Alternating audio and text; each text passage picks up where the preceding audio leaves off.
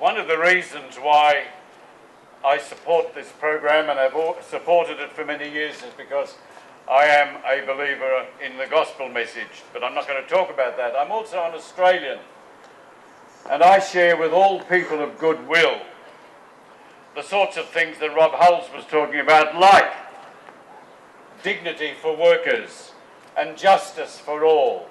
Now, isn't it extraordinary that we can be here today listening to people talk of the extraordinary privations and the financial strictures that they are burdened with as they go cleaning about this city, and there are so many other people who have the same sort of thing, and yet we have people who are leaders in our nation tell us this is the best economy we've ever had.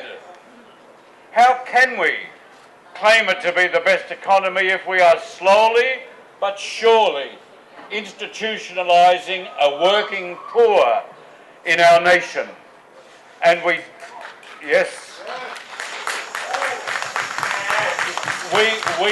do that, yes, we're doing it, and they're saying, I'm sure, very successfully, because they're not covered by decent award wages, they're not covered by decent working conditions.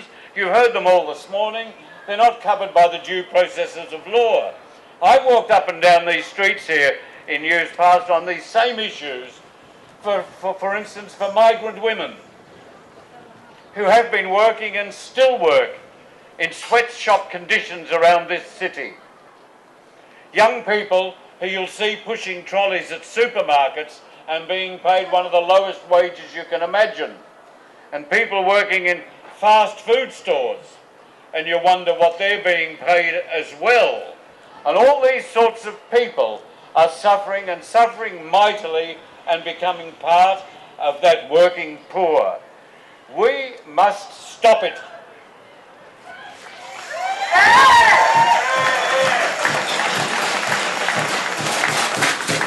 The answer to it might be political, and I'm not a politician, so I leave it to those people who practice that craft.